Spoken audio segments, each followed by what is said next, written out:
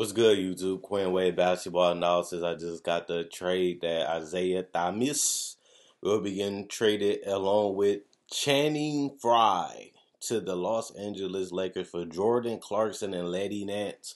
Um, Obviously, this is a good trade for the Cavaliers because Isaiah Thomas hasn't really worked. I know that they didn't give it enough time.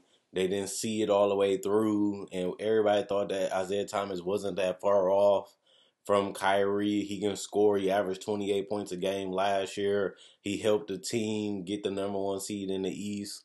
Obviously, he helped them get to the Eastern Conference Finals, and he hit some big shots in a lot of those series. And throughout the year, was one of the best fourth quarter scorers and closers last year. Obviously got his hip injured, missed majority of the season.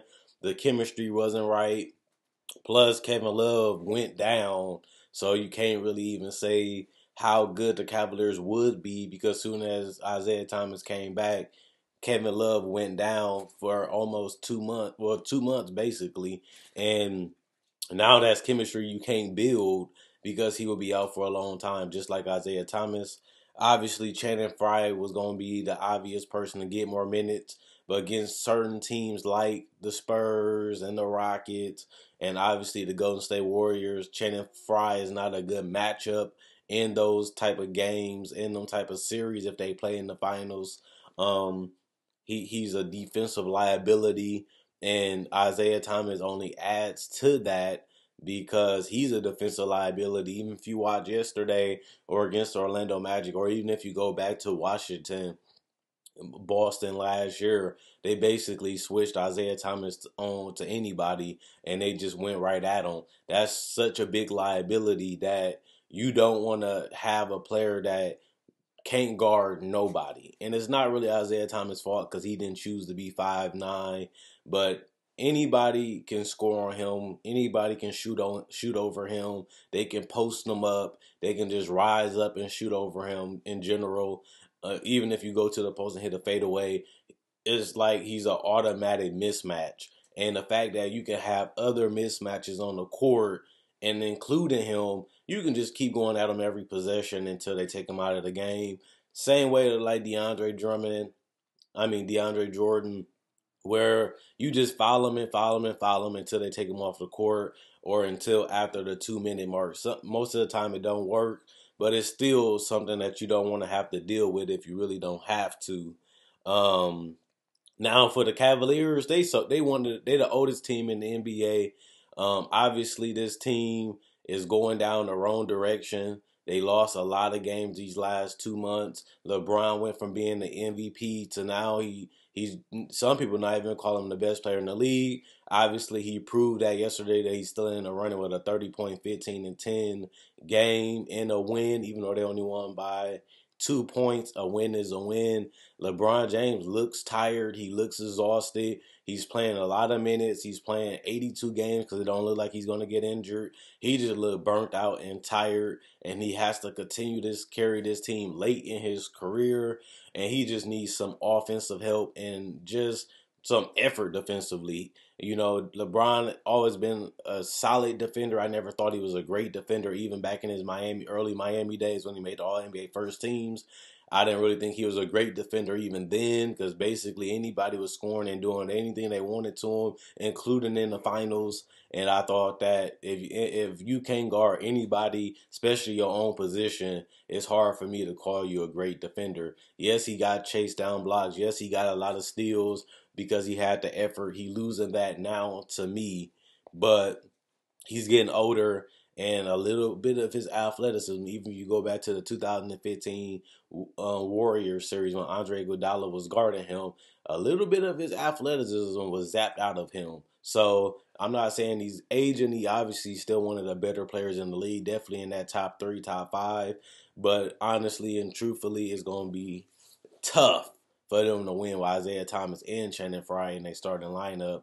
And even if Kevin Love come back, he doesn't really solve the defensive problem that they have. And neither does Nance or Clarkson.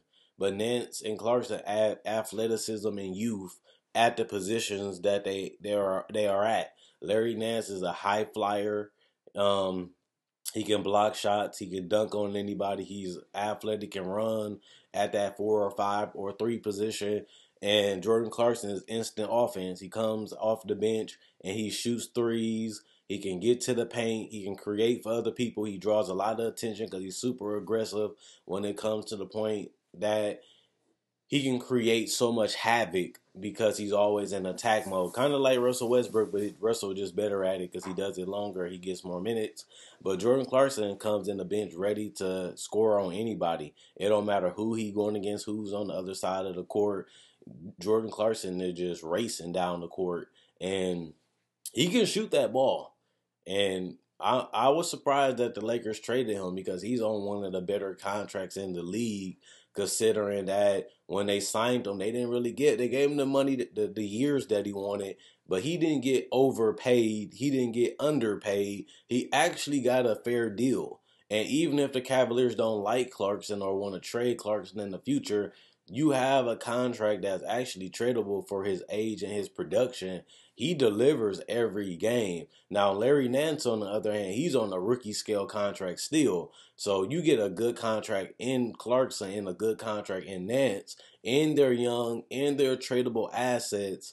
Whether you're building for the future or even just trying to get young talent in general that can give you some great production at the age that they add in the contract that they're on, it makes sense.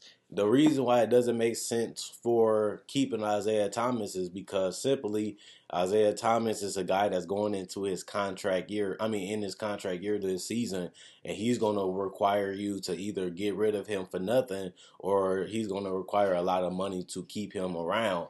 Obviously, Isaiah Thomas is only getting paid $6 million this year. And honestly, when you averaging 28 points and helping the team becoming the number one team in the East and getting all the way to the Eastern Conference Finals, you're going to want to get paid. And the same thing about Jay Crowder. His contract is almost up. Is either they're going to want to keep Jay Crowder or they're going to have to pay this man his money to keep him. And I don't think Jay Crowder is worth it because he hasn't really fit with the Cleveland Cavaliers so far. And if you're going to willingly give up that amount of money for a guy that hasn't really fit for the whole season, damn near, that's a problem. And the same thing would happen to IET. He's one of the better players in the league, scoring wise especially, and he missed basically half the season. And you're going to have to pay him the money to keep him. Now they get Clarkson. Now they get Nance. It makes more sense because you trade them for players that you might want to try out. You might want to see if what they got. You might want to see if you can build around them in the future. And you get rid of you get rid of Channing Frye contract. And Isaiah Thomas was on one of the better deals, but you're gonna have to pay him, and then he can walk for nothing. And instead, you get Clarkson on a good deal and Nance on a rookie scale deal. And Nance is a player that doesn't look like he's gonna be a superstar, but that also helps you because now you don't have to worry about paying him superstar money that you really don't have because they was over the tax anyway in Cleveland, and Dan Gilbert was basically paying anything he can pay to keep LeBron happy and making the trades that he wanted to keep LeBron happy to the point where they even fired their GM David Griffin, who did an exceptional job for Cleveland, basically traded and trying to get as many players as he could to help LeBron James win a ring, which LeBron James did once, which was important because Cleveland haven't had a ring, and he's from Akron, Ohio, and it's important that he had won a championship for the team that he started his career with. But not only that, a championship for the state that he came up in, and actually got his first professional debate, which was the Cleveland Cavaliers. But I like this trade for both teams. Obviously, I don't really see Isaiah Thomas and Channing Frye staying with the Lakers. Even if they do finish the season with the Lakers, obviously they're going to let them go. It's basically like a salary dump. We don't want to keep Nance on the we don't want to keep Nance. We rather get rid of Clarkson contract without buying him out. And Channing Frye is aspiring, I think, and Isaiah Thomas' contract is up this year. They come off the books along with Brook Lopez and Caldwell Pope, who had a 1 year deal. It gives them more cap flexibility. It gives them more cap so they can either trade for picks and take bad contracts or even just sign a big name free agent. Hopefully they can. I mean, they're hoping to do that. And if they can do that, then you have the cap space to get a big name free agent or even trade for one. Worst case scenario, you get another pick in the future to have more chance at hitting for a superstar. The more picks you get, the better, because that's more chances you can get somebody great in the draft. If you can't sign a free agent, you got to build through the draft. If you can't build through the draft, you got to try to get some trades. They just traded off two of their assets right now.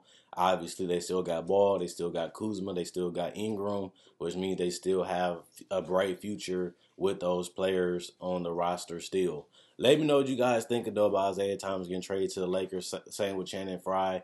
Let me know what you guys think about the Los Angeles Lakers getting IT and Channing Frye. They might get bought out. They might just stay on the roster and basically just give them cap flexibility, whether they stay on the roster or get bought out anyway.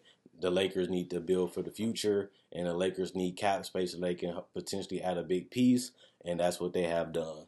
Let me know what you guys think in the comment section below. Check out my website, NawazPlayground.com. Link will be in the description in the comment section below. And check out my website, NawazPlayground.com. Link will be in the description in the comment section below. I'm gone.